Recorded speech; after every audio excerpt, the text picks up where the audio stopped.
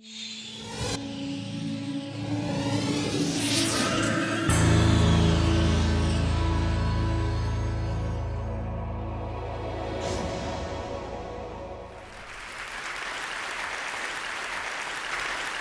you remember the story of Odysseus and the sirens from high school or junior high school? There was this hero, Odysseus, who's heading back home after the Trojan War, and he's standing on the deck of his ship.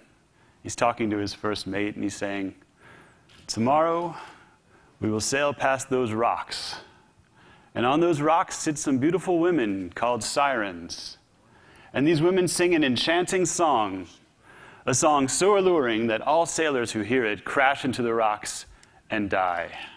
Now, you would expect, given that they would choose an alternate route around the sirens, but instead, Odysseus says, "I want to hear that song.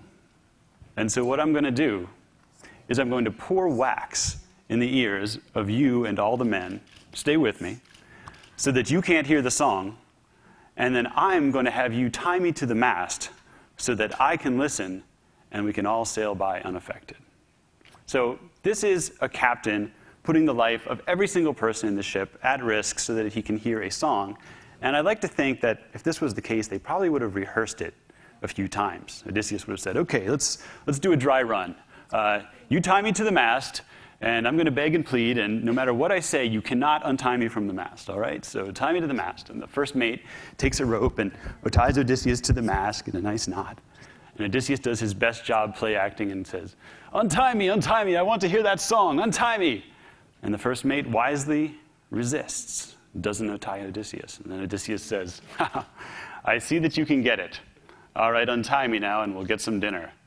And the first mate hesitates. He's like, "Is this still the rehearsal, or should I untie him?" And her first mate thinks, well, I guess at some point the rehearsal has to end. So he unties Odysseus, and Odysseus flips out. He's like, "You idiot! You moron, if you do that tomorrow, I'll be dead, you'll be dead. Every single one of the men will be dead. Now just don't untie me no matter what." Throws the first mate to the ground. This repeats itself through the night. Rehearsal, tying to the mast, conning his way out of it, beating the poor first mate mercilessly. Hilarity ensues. Tying yourself to a mast is perhaps the oldest written example of what psychologists call a commitment device. A commitment device is a decision that you make with a cool head to bind yourself so that you don't do something regrettable when you have a hot head. Because there's two heads inside one person when you think about it. Scholars have long invoked this metaphor of two selves when it comes to questions of temptation. There is first the present self. This is like Odysseus when he's hearing the song. He just wants to get to the front row. He just thinks about the here and now and the immediate gratification. But then there's this other self, the future self. This is Odysseus as an old man who wants nothing more than to retire in a sunny villa with his wife Penelope outside of Ithaca, the other one. So, why do we need commitment devices? Well, resisting temptation is hard. As the 19th century English economist Nassau Williams Sr. said, "To abstain from the enjoyment which is in our power, or to seek distant rather than immediate results, are some of the most painful exertions of the human will." If you set goals for yourself, and you're like a lot of other people, you probably realize it's not that your goals are physically impossible that's keeping you from achieving them, it's that you lack the self-discipline to stick to them. Right? It is physically possible to lose weight. It is physically possible to exercise more. But resisting temptation is hard. The other reason that it's difficult to resist temptation is because it's an unequal battle between the present self and the future self. I mean, let's face it. The present self is present. It's in control. It's in power right now. It has these strong, heroic arms that can lift donuts into your mouth. Right? And the future self is not even around. It's off in the future. It's weak. It doesn't even have a lawyer present. There's nobody to stick up for the future self, and so the present self can trounce all over its dreams. So there's this battle between the two selves that's being fought, and we need commitment devices to level the playing field between the two. Now, I'm a big fan of commitment devices, actually. Tying yourself to the mast is the oldest one, but there are other ones, such as locking a credit card away with a key, or not bringing junk food into the house so you won't eat it, or unplugging your internet connection so you can't use your computer. I was creating commitment devices of my own long before I knew what they were. So when I was a starving postdoc at Columbia University, I was deep in a publish or perish phase of my career. I had to write 5 pages a day towards papers, or I would have to give up $5. And when you try to execute these commitment devices, you realize the devil's really in the details, because it's not that easy to get rid of $5. I mean, you can't burn it. That's illegal. And I thought, well, I could give it to a charity or give it to my wife or something like that. But then I thought, oh, I'm sending myself mixed messages, because not writing is bad, but giving to charity is good. So then I would kind of justify not writing by giving a gift. And then I kind of flipped that around and thought, well, I could give it to the neo-Nazis, right? But then I was like, oh, that's more bad than writing is good, and so that wouldn't work. So ultimately, I just decided I would leave it in an envelope on the subway. Sometimes a good person would find it, sometimes a bad person would find it. On average, it was just a completely pointless exchange of money that I would regret. So, such it is with commitment devices. But despite my like for them, there's 2 nagging concerns that I've always had about commitment devices, and you might feel this if you use them yourself. So the first is, when you've got one of these devices going, such as this contract to write every day or pay, it's just a constant reminder that you have no self-control.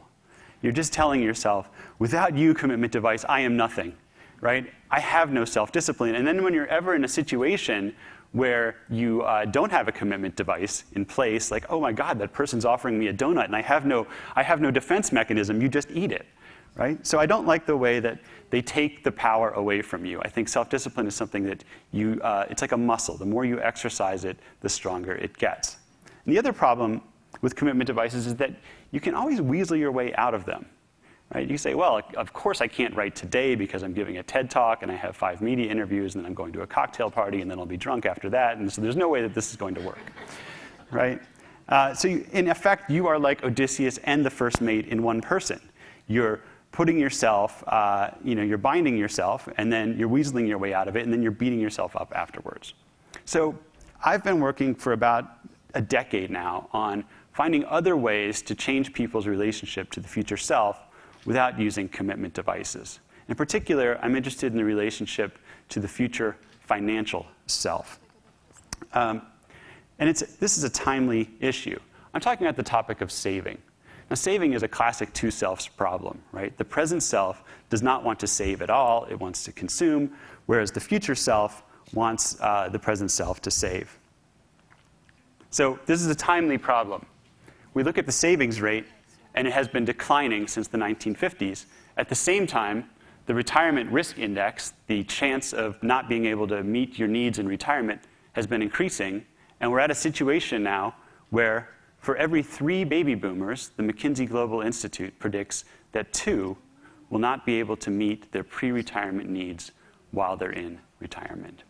So what can we do about this?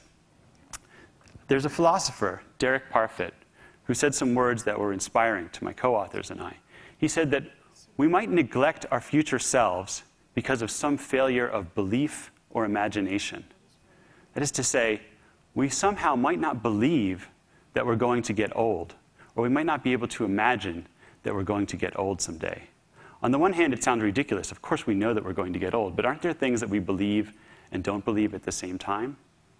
So my co-authors and I have used computers, the greatest tool of our time, to assist people's imagination and help them imagine what it might be like to go into the future. And I'll show you some of these tools right here. The first is called the distribution builder. It shows people what the future might be like by showing them 100 equally probable outcomes that might be obtained in the future. Each outcome is shown by one of these markers, and each sits on a row that represents a level of wealth in retirement. Being up at the top means that you're enjoying a high income in retirement. Being down at the bottom means that you're struggling to make ends meet. When you make an investment, what you're really saying is, I accept that any one of these 100 things could happen to me and determine my wealth. Now, you can try to move your outcomes around. You can try to manipulate your fate like this person's doing, but it costs you something to do it. It means that you have to save more today.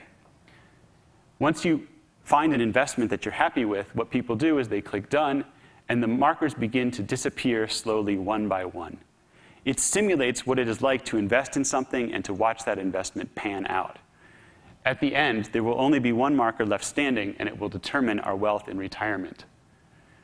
Yes, this person retired at 150% of their working income in retirement. They're making more money while retired than they were making while they were working.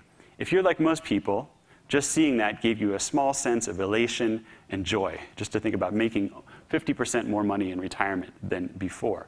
However, had you ended up on the very bottom, it might have given you a slight sense of dread and or nausea, thinking about struggling to get by in retirement. By using this tool over and over and simulating outcome after outcome, people can understand that the investments and savings that they undertake today determine their well-being in the future. Now, people are motivated through emotions, but different people find different things motivating. This is a simulation that uses graphics, but other people find motivating what money can buy, not just numbers. So here I made a distribution builder where instead of showing people numerical outcomes, I show people what those outcomes will get you, in particular apartments that you can afford if you're retiring on $3,000, $2,500, $2,000 per month, and so on. As you move down the ladder of apartments, you see that they get worse and worse. Some of them look like places I lived in as a graduate student. And as you get to the very bottom, you're faced with the unfortunate reality that if you don't save anything for retirement, you won't be able to afford any housing at all. Those are actual pictures of actual apartments renting for that amount as advertised on the internet. The last thing I'll show you, the last behavioral time machine, is something that I created with Hal Hirschfield, who was introduced to me by my co-author on the previous project, Bill Sharp. And what it is an exploration into virtual reality. So what we do is we take pictures of people, in this case college-age people, and we use software to age them and show these people what they'll look like when they're 60, 70, 80 years old. And we try to test whether actually assisting your imagination by looking at the face of your future self can change your investment behavior. So this is one of our experiments. Here we see the face of the young subject on the left. He's given a control that allows him to adjust his savings rate. As he moves his savings rate down, it means that he's saving zero when it's all the way here at the left. You can see his current annual income, this is the percentage of his paycheck that he can take home today, is quite high, 91%, but his retirement income is quite low. He's going to retire on 44% of what he earned while he was working. If he saves the maximum legal amount, his retirement income goes up, but he's unhappy because now he has less money on the left-hand side to spend today. Other conditions show people the future self, and from the future self's point of view, everything is in reverse. If you save very little, the future self is unhappy, living on 44% of the income, whereas if the present self saves a lot, the future self is delighted, where the income is up close near 100%. To bring this to a wider audience, I've been working with Hal and Allianz to create something we call the behavioral time machine, in which you not only get to see yourself in the future, but you get to see anticipated emotional reactions to different levels of retirement wealth. So for instance, here is somebody using the tool, and just watch the facial expressions as they move the slider. The younger face gets happier and happier, saving nothing. The older face is miserable. And slowly, slowly, we're bringing it up to a moderate savings rate, and then it's a high savings rate. The younger face is getting unhappy. The older face is quite pleased with the decision. Okay?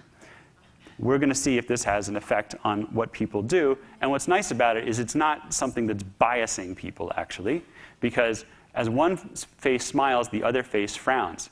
It's not telling you which way to put the slider. It's just reminding you that you are connected to and legally tied to this future self. Your decisions today are going to determine its well-being, and that's something that's easy to forget. This use of virtual reality is not just good for making people look older. There are programs you can get to see how people might look if they smoke, if they get too much exposure to the sun, if they gain weight, and so on. And what's good is, unlike in the experiments that Hal and myself ran with Russ Smith, you don't have to program these by yourself in order to see the virtual reality. There are applications you can get on smartphones for just a few dollars that do the same thing. And this is actually a picture of Hal, my co-author. You might recognize him from the previous demos.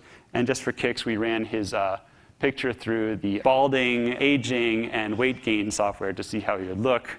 Hal is here, so I think we owe it to him as well as yourself to disabuse you of that last image. And I'll close it there. On behalf of Hal and myself, I wish all the best to your present and future selves. Thank you.